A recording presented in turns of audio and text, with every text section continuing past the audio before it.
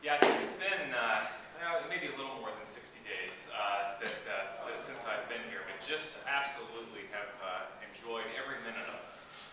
Been here pretty regularly since really the first part of May, and officially started July 1st, and I've been at it ever since. I am in my 17th year in education. I started my educational career in the Dublin School District, just north of Columbus, as a high school English teacher and video production teacher. I then spent a couple years out in the Newark School District doing school communications, which is just a little bit east of Columbus. And most recently spent about 11 years with the Hilliard City School District, which also is near the Columbus area, just northwest of Columbus.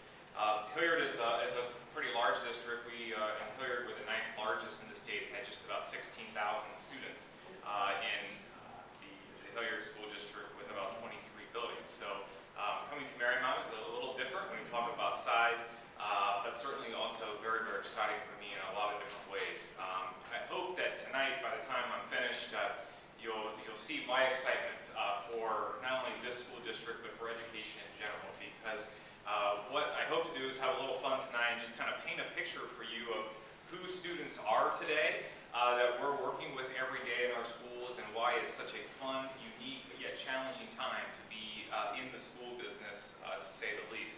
I grew up in Grove City, Ohio, so I've always been a Central Ohio boy until just about a couple months ago when I made my way down here to Cincinnati. My mother was a school secretary. My stepfather was a high school vocational teacher. My father was a battalion chief with the Columbus Fire Department. My stepmother was a nurse for Mount Carmel hospitals in the Columbus area. So I grew up really seeing the importance of service to others and helping others. And this has always really been a passion of mine. Ultimately was the reason that I decided to go into the education business. I do have to tell you first and foremost that I am a big Buckeye. And if there's anything that's been a bit of a challenge for me here for a couple months, is I'm having to look a little harder to find some fellow Buckeyes. Because I will tell you, in Columbus, for those of you who have been in that area, on Saturdays the town shuts down and you don't have to go far at all to find some Buckeyes. But I'm making progress there in finding some of my fellow Buckeyes. But this is my crew. My wife Amy and I have 3 children. Cameron there in the middle is my oldest. She just started the 2nd grade. Audrey then is my middle child. She is 5. She just started kindergarten. And then Talon there, my wild man in the middle, he is 4, and he just started preschool. We have settled in Terrace Park just a few weeks ago. We got there just about the first part of August, and just absolutely are enjoying it. I just got a text message from my wife. They're on their way to the big powwow tonight with the Indian Hill football game tomorrow night. A lot of excitement, and so they're excited to head there. I need to pick on my middle child, Audrey, though, just for a minute. I mentioned to you that Audrey just started kindergarten this year at Terrace Park. I don't know if you've stopped yet to think about this, but I'm going to ask you to think about this. Audrey and all of her fellow classmates entering into kindergarten this year in our school district will graduate in the year 2026. So we are welcoming the graduating class of 2026, and these kids, and I talk about how exciting of a time it is and how unique of a time it is to be in the education business. These kids are starting school at a time in which we are just seeing absolute change, unlike we've never seen before. Much of it brought on by technology, which we're going to spend a little bit of time talking about tonight, but all of it having a tremendous impact on the types of jobs, the types of careers, the types of things we need to be preparing students for when we think about, wow, Audrey's going to be graduating in the class of 2026. I am somewhat convinced. I oftentimes joke Google, I think, is slowly or maybe quickly taking over the world. And when I talk about how quickly things are changing and what an impact technology is having on our society, but in particular, as I'm going to talk about today, what an impact it's having on our students. So this is the Google car. I don't know if you've seen any advertisements for this or any information about this. This is a self-driving car that Google has created, and it does really work. It really does drive itself, and Google has been asked to hold off on releasing this quite yet, but it's not far away. In fact, I don't know if you've noticed, when we think about, wow, the day will come, we'll have self-driving cars, but if you paid attention to any of the advertisements for the new 2014 cars that are coming out on the market, one of the things that they're advertising is that they have those impact sensors to prevent us from running into each other. So to think that self-driving cars could really happen, well, they're not far away. This one is really fascinating to me. I don't know if you've paid attention to this or not. This also is a Google product. This is called the Google Glass. Okay, it's the Google Glass, which essentially is a pair of glasses that you wear that serves as a computer, as a cell phone, as a GPS all. And I have just a quick little video I want to show you about the Google Glass to see what is out there in terms of technology.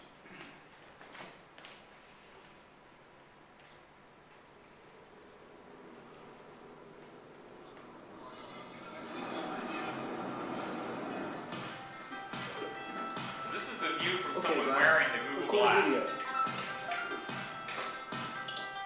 This is it. We're on in 2 minutes. Okay, Glass. Hang out with the Flying Club. Google Photos and Tiger Heads. You ready? You ready? Right there. Okay, Glass, take a picture.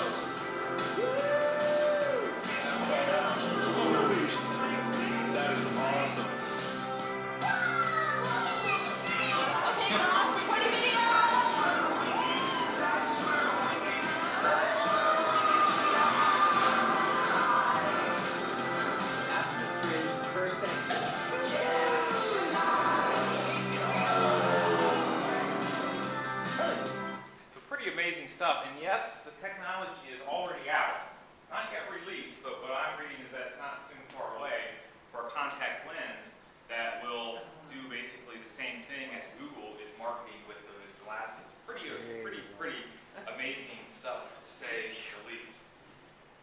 This is a really amazing piece of technology here.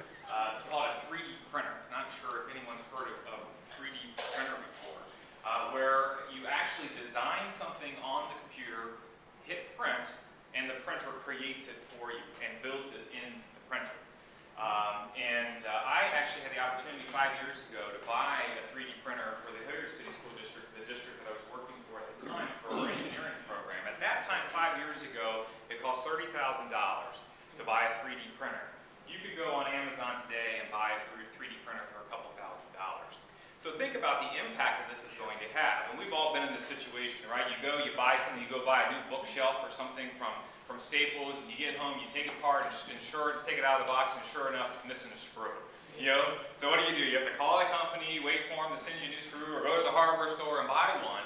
Well, pretty soon, what will we do? We'll go to the company's website, we'll download that screw, we'll hit print, and our 3D printer will create that screw for us right there in our office, in our family room. This is the type of technology that is absolutely amazing, that is causing what researchers are calling exponential change for our students. But I think maybe this short video here maybe paints the best picture for us of just how quickly things have changed. Maybe some of you will be able to relate to this.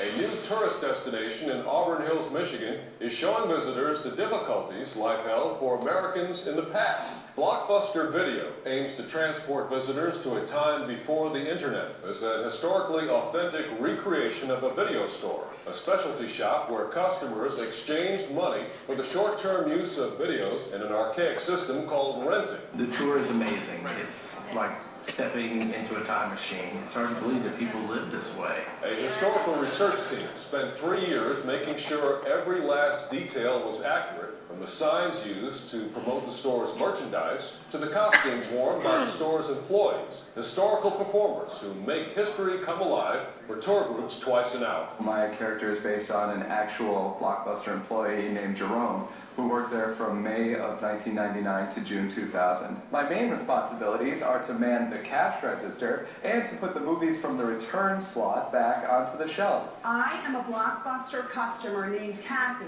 2 times a week, I travel 6 miles to rent and return videos. Oh look, we're in the comedy section. What's so poignant about this time is the uncertainty. When you get to the Blockbuster, are they gonna have your video? Did someone else rent it? Is there gonna be a line? Are the alarms gonna sound when you walk out the front door? It was very difficult for the people that lived during this era. Actors say their job is to create a historically authentic experience. Yes, we have it, but our only copy is currently checked out. After the organized tour, visitors are allowed to move around the store, exploring the so-called living museum. It's really amazing that people had to go through so much just to get a movie. Blockbuster joins a growing number of historical tourism sites, including Buffalo, New York's recreation of Virgin Records music store and Iowa City's Borders Bookstore Museum.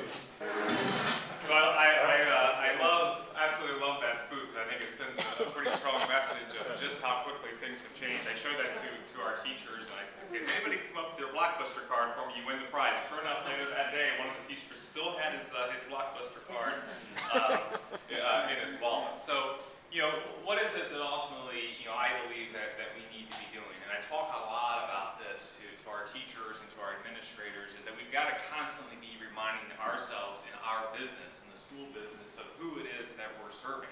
And who we're serving today is a group of kids known as the I generation.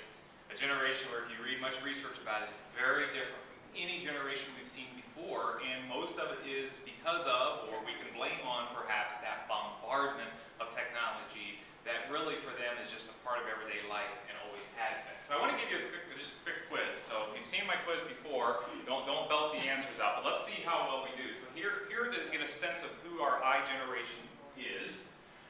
First question, on average, how many text messages do teenagers send in a month? Give a guess? 4,000. 5,000. Pretty good number. Pretty good. The latest research is this, 3,417. That's the latest research in terms of average.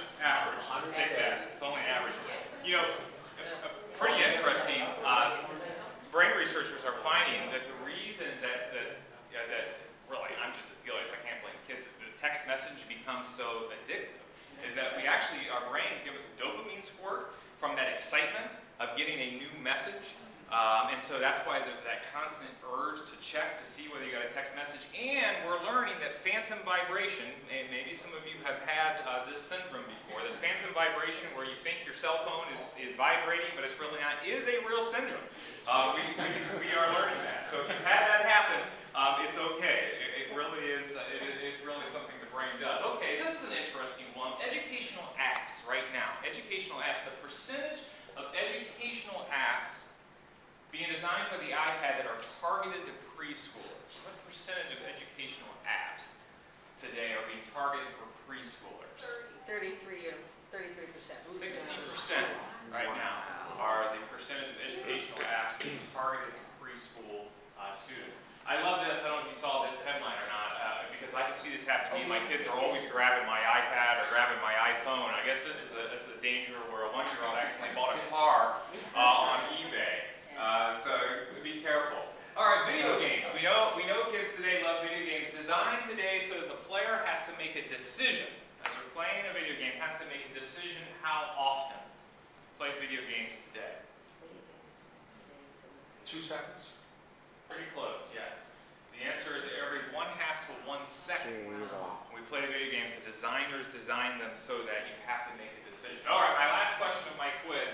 Video games are designed today so that the player is rewarded how often?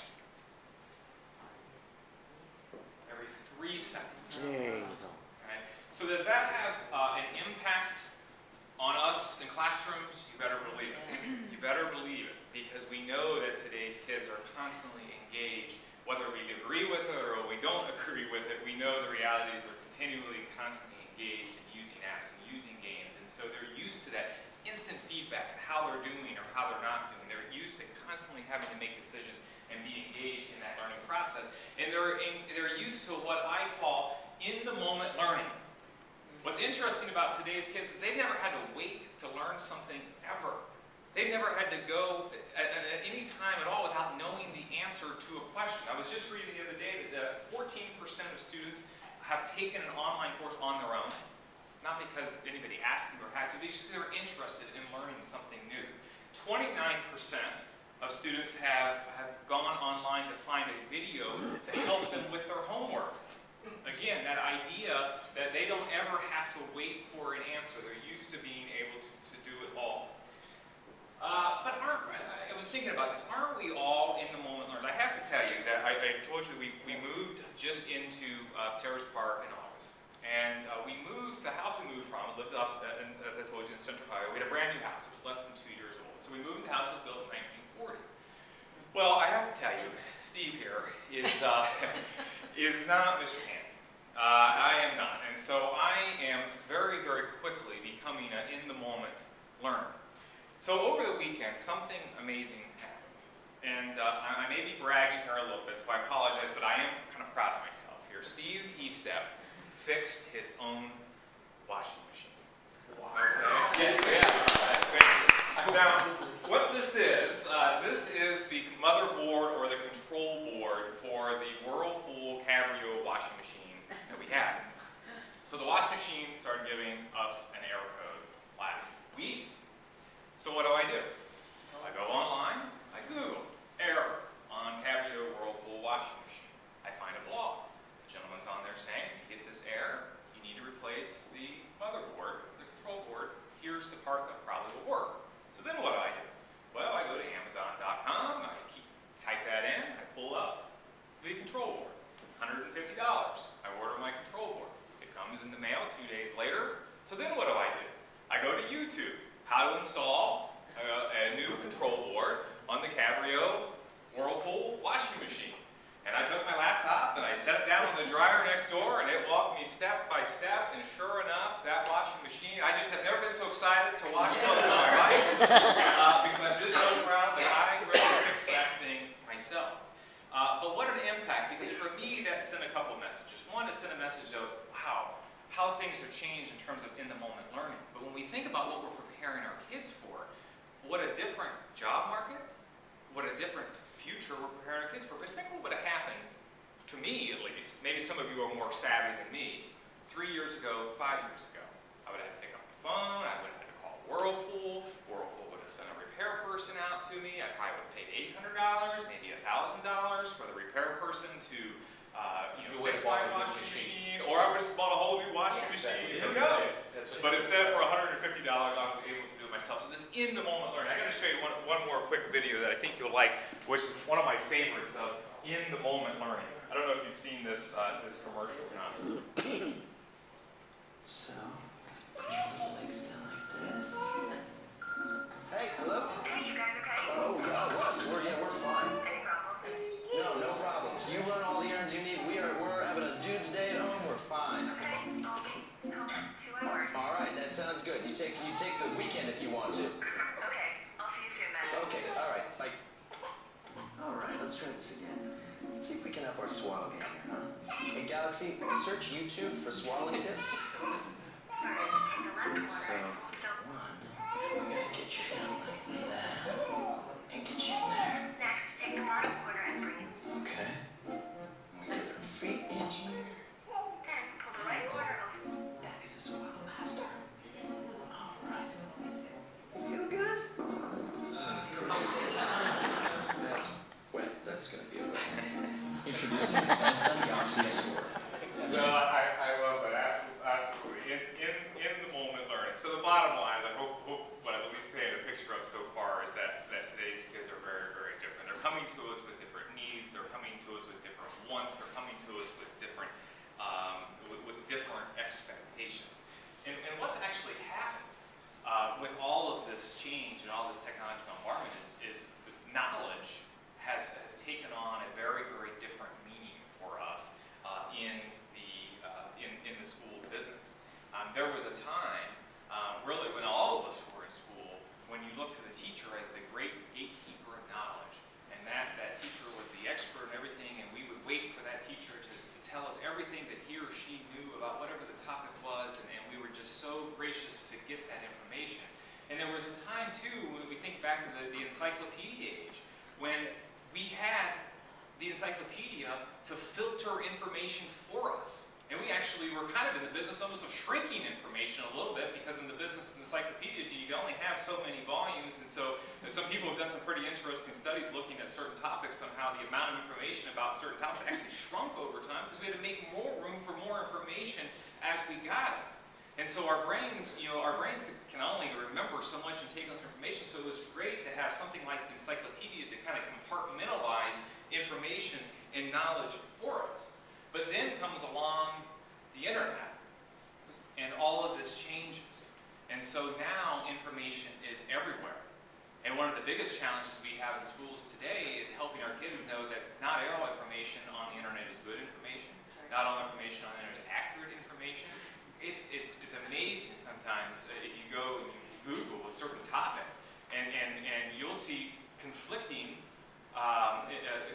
facts of what supposedly is factual. And so the importance of teaching kids how to find information and to filter information and to know when information is accurate or when information isn't accurate is becoming extremely, extremely important. And I think the biggest challenge that we face today, or one of the biggest challenges we face today in the schooling business, is finding the balance. Because I'll be the first to tell you, and my guess is most of you will agree with me, we don't want a bunch of walking zombies walking around that don't have some walking knowledge in their heads of information that we believe is important.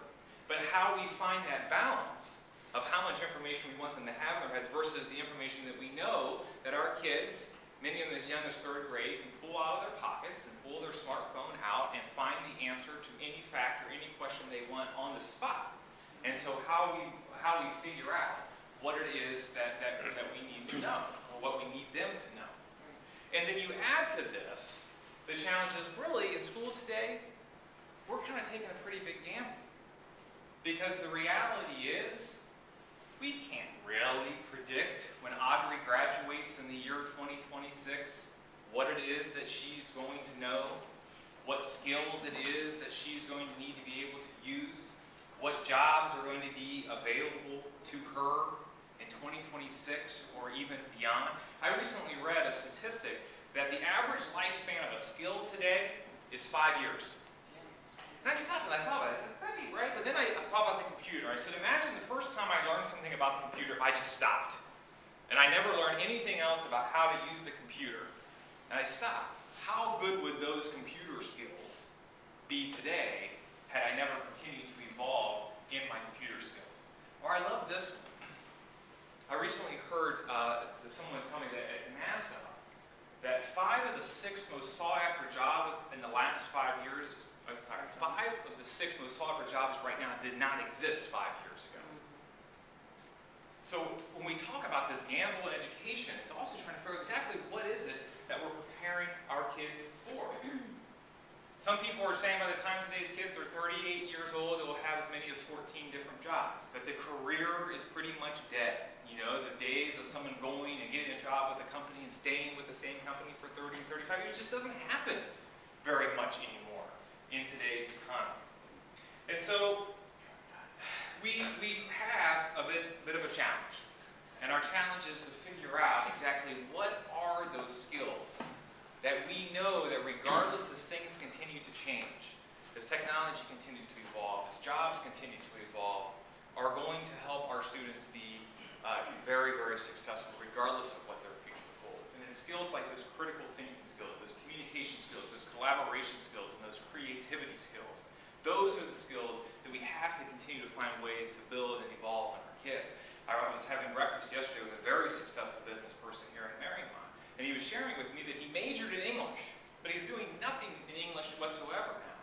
And I said, so what are the skills that because you majored in English have made you so successful? Well, it was those critical thinking skills. It was those skills to analyze information, to be able to think differently, the skills that are going to cross over regardless of what those jobs may be or what the future may hold. Apple says it best. Apple says, if you're going to be an employee of ours and you have to be managed, we don't want you working for us. Because we're not into the business of managing. You need to be able to manage yourself. Or I love the story from the Ritz-Carlton that I heard from a general manager of one of the Ritz-Carltons who said, we need every employee to have problem-solving skills and to be good problem solvers. To the fact that what he does is he gives every one of his employees, it doesn't matter what it is that they do, whether they're scrubbing the floors or whether they're working the front desk welcoming customers, they have their own small budget, but the budget is there for them to solve any problem that a customer comes with on the spot. He wants them to be problem solvers, and regardless of what their role is in the business. And so that reminded me of the importance of making sure that we are building problem solvers as critical thinkers in our kids. And so our role as educators is evolving. Remember I said we can't be the great gatekeepers of knowledge anymore. That role has come and gone.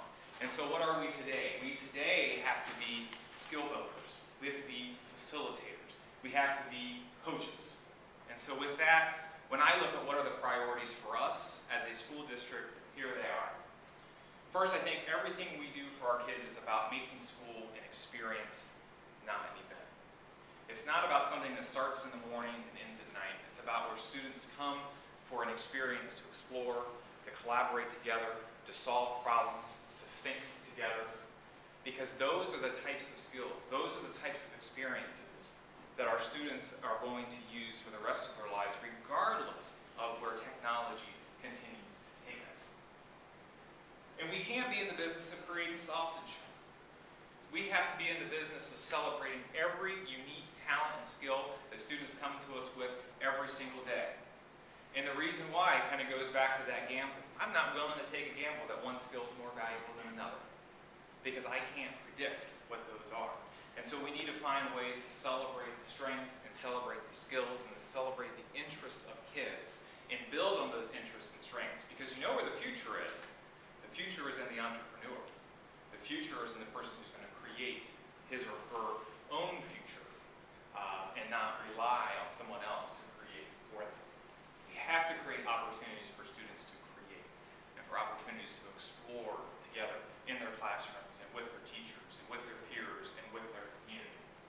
And we have to create opportunities for critical thinking and problem solving. And this picture is not accidentally upside down. It's upside down on purpose, because one of my favorite examples of one of those instructional strategies that we're actually doing more and more of in the Mariemont School District is the flipped classroom. And I don't know if you've heard of the flipped classroom before, but the idea here is where we've thought of going to class and traditionally we'd listen to our teacher, maybe give a lecture to us or talk to us. What we're starting to see is teachers will record those lectures or those talks, and students could watch that online at home and then come to the classroom to collaborate and solve problems and do projects with the support of their teacher in the role as facilitator or the role as coach. And that's what's going to allow us to build this critical thinking and problem solving skills. And we have to make global connections a part of everyday classroom life, because our students today are no longer just competing with students in Mariemont or students across Ohio or students across the United States. They are competing with students all over the globe. And we have to make those global connections and give our students opportunities to collaborate with people all over the globe. And that's where we can all say we're ready to technology, because it does allow us to do that very, very easily. And one final note for me, and I think this is extremely important, is that we have to continue as a community to engage in conversation about what we want our schools to be doing and how we're going to measure our school's success. And this is why I'm so excited that the Mariemont School District, just a few weeks ago, we released our first quality profile. And this started before I arrived. It started late last winter, early spring, where a survey was done with the community to say, what are those indicators? What are those success indicators that we as a community want to measure our school district on? And we settled on 10 of them, and they ranged from academics to arts to extracurricular participation to leadership to finances. And out of that developed a district quality profile where we identified some key data points around those 10 big areas to start having the conversation about how we as a school district are doing in the eyes of our community. And this quality profile is available on our district website. I would encourage you to go and visit the website and check out the quality profile because it is there, and I think it's very, very good information, and will continue to ignite some important conversation that we as a community need to have.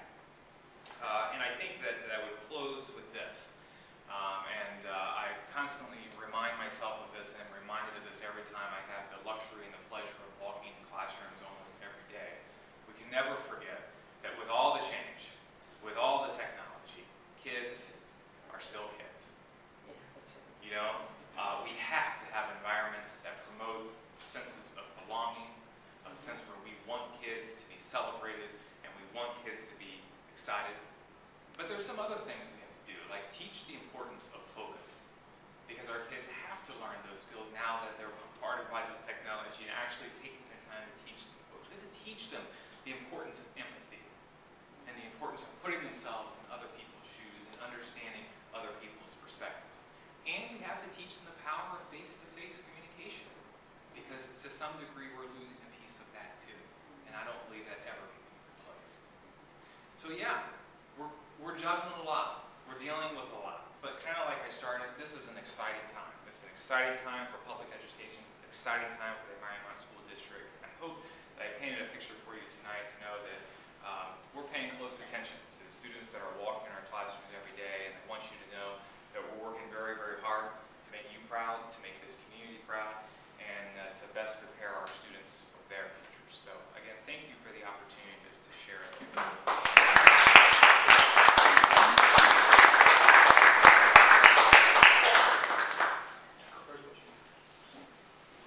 What will colleges be called, if they're still called colleges? What will a college look like because of this technology? The kids can be much better prepared for whatever they're going to do, 15 years from now.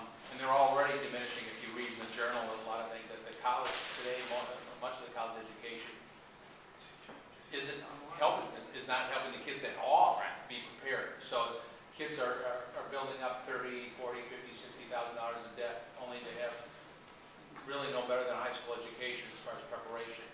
Do you have any idea what that might look like? Well, I think that colleges are trying to figure that out. And colleges are, I would probably argue, even a little bit behind where the K-12 organizations are. I would say realizing from your speech, I would say that. The change is happening so quickly. One of the things that I think the colleges are trying to get their heads wrapped around is this influx of online learning and even open source online learning, to where you can learn just about anything for free.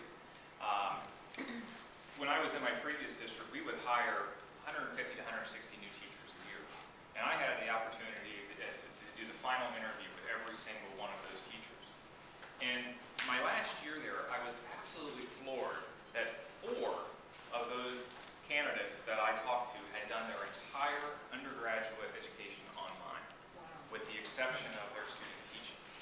So we are seeing changes, and we talk about, sometimes we're having a conversation, well, should we be having our students do online learning in our high schools, for example? Because no, because we really like the traditional classroom, and I agree. But also we have to be cognizant of the fact that is what our students are going to be exposed to in college, and so should we be exposing our students in high school to some online learning so they're prepared for what they're going to encounter? But I wish I had the direct answer to your question, because I don't, other than I'm reading the same research that you're reading, the same stats that you're reading, that even businesses are saying we'd rather take them and train them ourselves in a lot of ways. Sure. I run a small business, and my clients are usually folks that own their own companies, doctors, very professional people. And I guess I could, this is a pretty broad brush, but we talk a lot about hiring young people today. I hire young people, and we feel that our culture is running headlong into all this technology and forgetting about human relationships. And these kids today, a lot of them have very poor communication skills, have very a difficult time with accountability, and a difficult time with dispute resolution, and actually have a very difficult time doing critical thinking, because it was all done for them by a computer, and instead of playing baseball and I'm safe, no, you're out, and resolving that sometimes physically when you're a kid, you're developing personal skills. You're learning to control yourself. This kid's bigger than me, and none of that's happening today. And when these kids come to work for you, they're terrible communicators. And they won't tell you they don't understand what you're telling them to do. And then they can't deal with the fact that under the real economic environment, they have to be accountable for wasting a lot of time and a lot of money. I had a long conversation with a surgeon today about this very thing. I thought it was just on my blue-collar technical level of fixing airplanes, renovating airplanes, and doing some pretty sophisticated stuff to those. He said, no, we see it in the operating rooms. You know, we see it in the young doctors. Yeah. And Bob, you could probably. But isn't some of this family? So I mean, how do you we? gotta have that cooperation. Yeah, but How do we balance this and not just fall in love with this Oh, technology? absolutely, and that's why, you know, the reason I said what I said at the end there, because we're seeing, you know, I'm incredibly concerned about social media. And, you know, I'm a user of social media. I don't think social media is going away. But what we're seeing, and you know, there's plenty of psychologists and psychiatrists that would talk about this growing sense of narcissism, this lack of empathy, where we're creating this image of ourselves as being greater than ever. We believe that, you know, somebody else has this great life that we don't have, and so. But I think it speaks a lot to what you're talking about, that we are going to have to do, probably not as much as we've had to do before, where we need to talk about the importance of face-to-face communication and focus, and you know, the research, and I don't have it with me today, but the research of task switching and how quickly students switch tasks in a 3-minute period. If you would have had a hidden camera watching them in their bedrooms working on homework and bouncing back and forth, it's unbelievable. So you're right. I mean, it's something that I think we are going to have to take head on and try to find that balance of. You know, character education kind of went away years and years ago, and I'm not sure that it's not going to start working its way back for many of the things we talked about.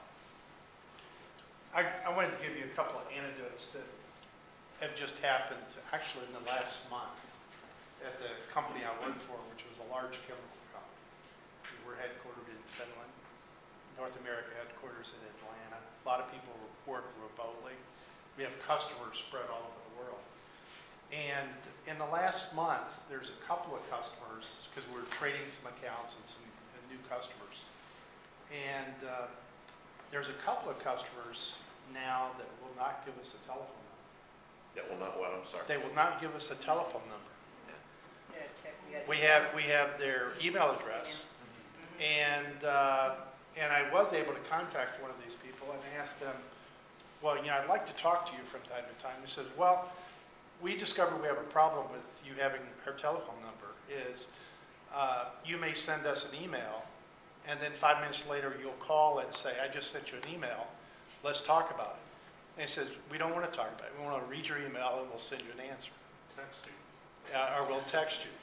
And so that's one of the things going on. The other is, in our company, instead of calling people, we use Skype on our Outlook system.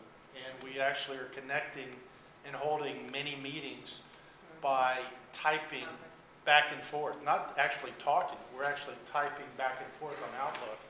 And it's interactive communication, but it's nonverbal. It's you know, back and forth. And so, you know, people actually have a chance to sit there and pause and think about how they want to say it. So it's not, you don't get that body language thing at all, or voice thing. But sometimes, don't you think people can misinterpret what you're People typing? lie. Yeah. And then the third thing that happened just this last week is I got my first order through Facebook. I actually had a customer place an order with our company through Facebook. And that's unheard of. I almost didn't know how to deal with it. And so, you know, these kids, when they grow up, I have no idea, you know, how the communication is going to be different because, yeah, I mean, the phone is less for conversation, it's more for something else. We still have to get touch, you know, when you think Yes. everybody needs a touch, and I don't care if you're that age or not, and you can't get away from that, and if you are always on doing this, there's got to be some way to bind that together, or you're really going to run into problems psychologically. Just down the way, kids need that, and then you get into the bullying and the cyber thing on. I mean, there's a lot. It's really tough in education today. It is not easy on teachers, folks. It is really, really tough. So, I had an interesting experience, just resolved it today. And I say, when you get a quote from my company, there's a big red sheet of paper in there that says, please do not communicate to us by emails. Had Alexander Graham Bell invented the email in 1880, and finally in 1980 the telephone was invented. We thought we would be thinking today that life began in 1980. And I have a guy who's a general in the Air Force and a doctor, owns an airplane, flies it from California here. And what he wants done requires us partnering with a radio shop, a maintenance shop, my renovation shop, and a paint shop. He wants this thing totally redone, front to back. It goes to the paint shop. The paint shop loses 2 of their employees, and now they're slowed down, and they tell him it's going to be a couple weeks longer. This guy writes a very nasty email, and emails started flying. And all of a sudden I start seeing these emails. And the interesting thing is, when you call and talk to the guy, he calms down and he's polite and he understands in real time. I think the crack cocaine of communication are emails, or is the email. It's a terrible way to use as a primary means of communication. You and I can look one another in the eye, and I can tell you're not digging what I'm saying. You know?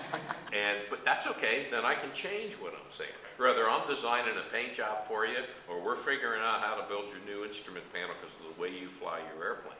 And that is something you have to do as an engineer and designer on my part, and you're not skilled in those things, but yet you can talk to me about how you do things.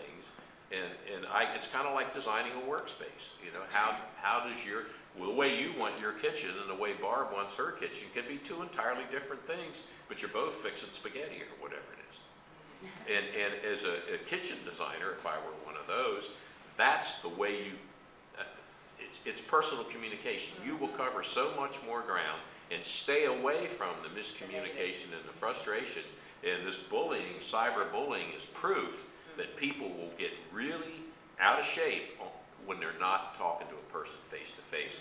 And we don't want to become a big fat blob with a big finger and big eyes and no legs or arms because we don't get up and do anything.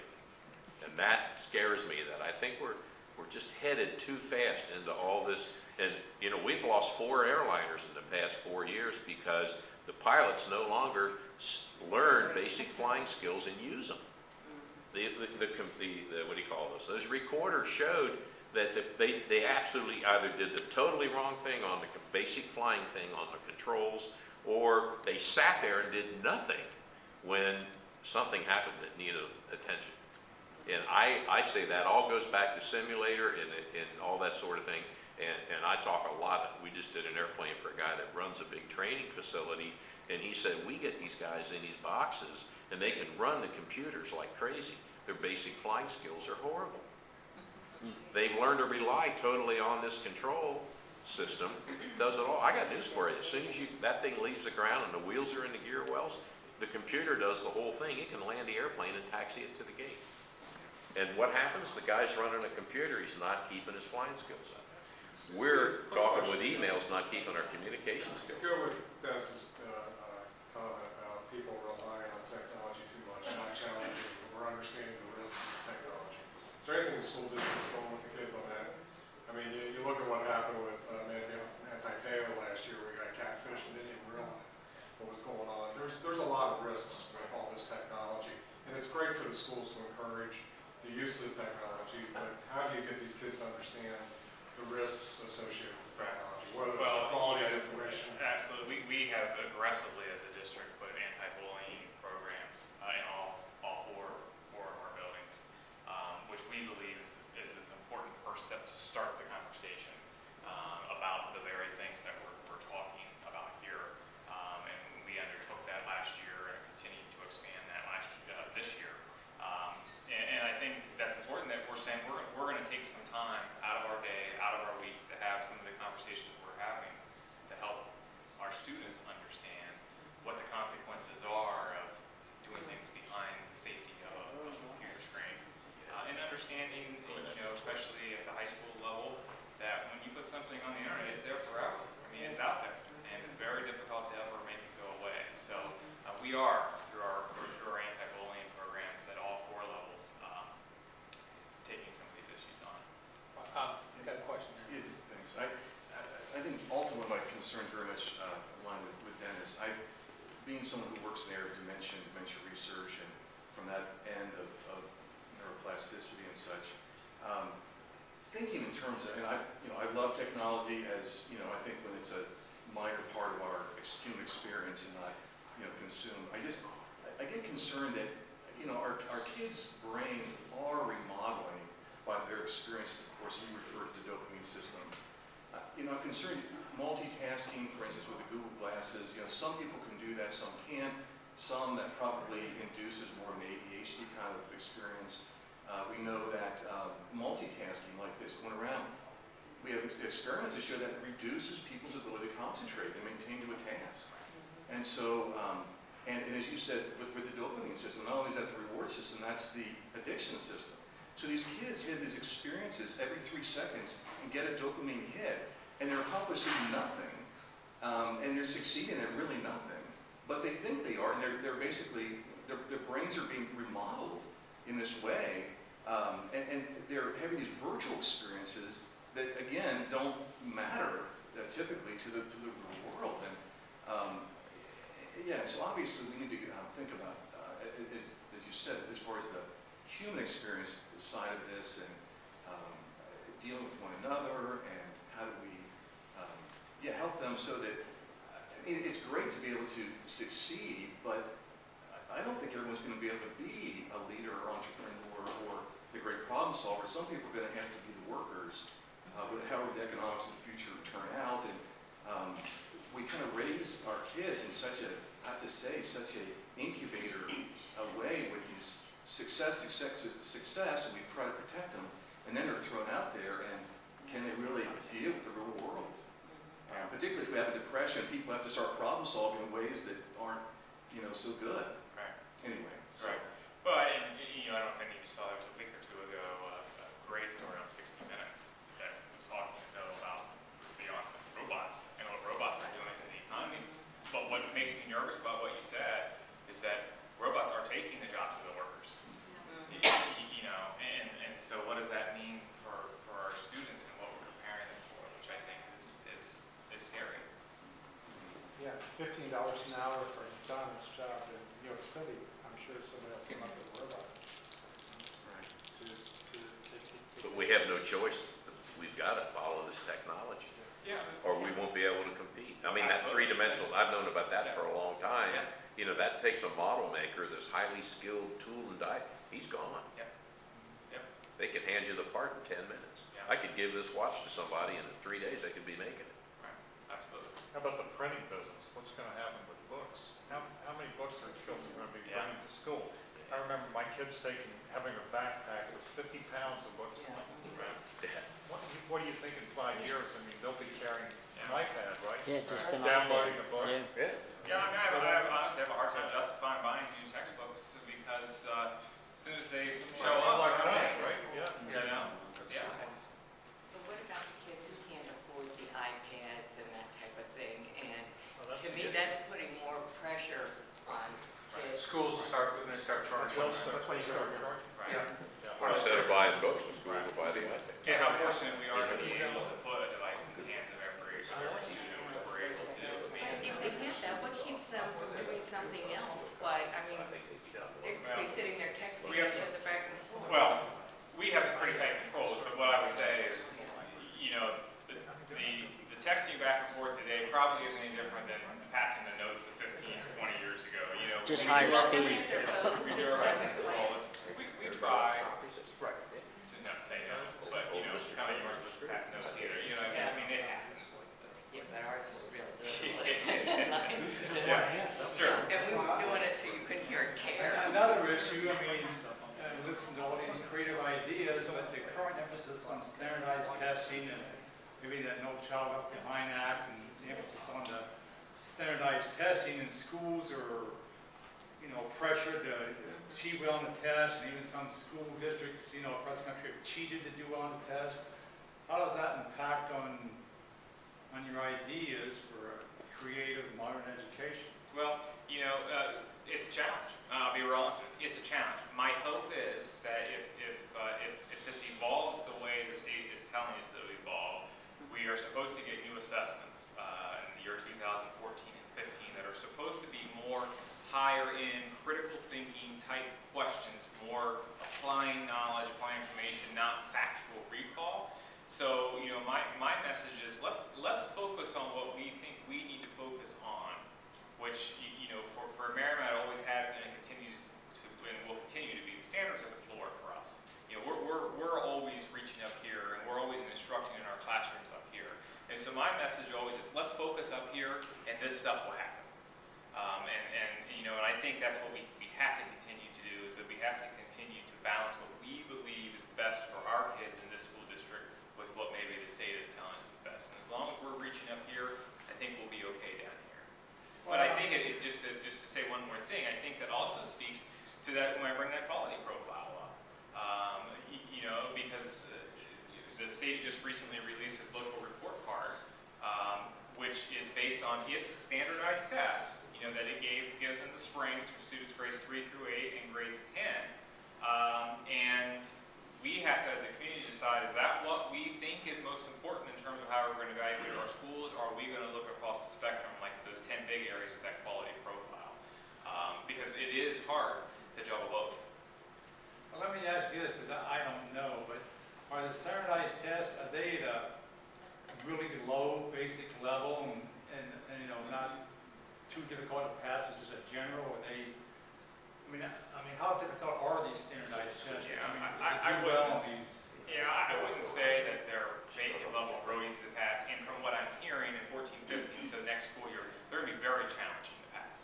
And I think they're intentionally being created that way. So I don't know that they're easy, but I think the thing that I always remind everyone of is that is one test in time, and that is one data point.